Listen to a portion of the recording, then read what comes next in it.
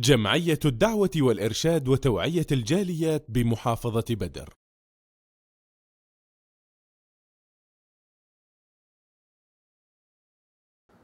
الحمد لله رب العالمين والعاقبة للمتقين والصلاة والسلام على اشرف الانبیاء والمرسلین اما بعد۔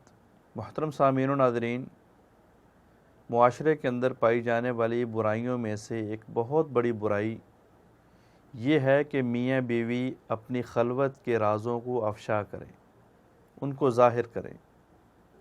حالانکہ اسلام نے میاں بیوی کو بالخصوص اس بات کی تلقین کی ہے، اس بات کی نصیحت کی ہے کہ وہ اپنے خلوت کے رازوں کو اور اپنی زندگی کے باقی رازوں کو چھپا کے رکھیں۔ یہی حیا ہے، یہی میاں بیوی کی زندگی کا مقصد ہے، اور یہی میاں بیوی کا سب سے اولین فرض ہے۔ راز کو چھپانا یہ امانت ہے، اور اس کے بہت زیادہ فضائل ہیں۔ راز کو افشا کرنا اس کے نقصانات ہیں، اس کے اوپر وعیدیں ہیں، اور رازوں کو چھپانا اس کو امانت کہا گیا ہے، اور اس کے فضائل بھی بیان کیے گئے ہیں۔ آقا علیہ الصلوۃ والسلام نے فرمایا، من ستر مسلمن سترہ اللہ یوم القیامہ۔ راز کو چھپانے کا سب سے بڑا فائدہ اور سب سے بڑا انعام یہ ہے کہ جو دنیا کے اندر کسی کے عیبوں کو چھپاتا ہے، بیوی تو بہت مقدس رشتہ ہے، بیوی تو بہت پیارا رشتہ ہے، بیوی کے حقوق تو بہت زیادہ ہیں۔ کسی بھی مسلمان کے عیب کو چھپاؤ گے تو اللہ تعالیٰ قیامت والے دن اس کے بدلے اس کے عیبوں کو چھپائے گا۔ میاں بیوی ایک قلعہ کی مانند ہے۔ جس طرح قلعے کے اندر ہر چیز محفوظ ہوتی ہے، اسی طرح میاں بیوی کا رشتہ بھی محفوظ ہونا چاہیے۔ ان کی باتیں، ان کے راز، ان کی تکلیفیں، ان کی پریشانیاں، یہ بھی ان دونوں کے درمیان ہی موجود رہنی چاہیے، ان کو باہر نہیں نکلنا چاہیے۔ یہی امانت ہے۔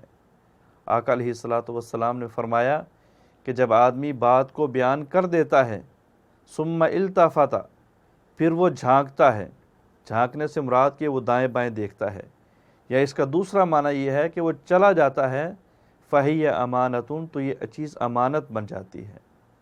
تو امانت کے اندر خیانت نہیں کرنی چاہیے، امانت کی پاسداری کرنی چاہیے، اور صحابہ اکرام رازوں کی حفاظت بہت زیادہ کیا کرتے تھے، رازوں کے امین ہوا کرتے تھے۔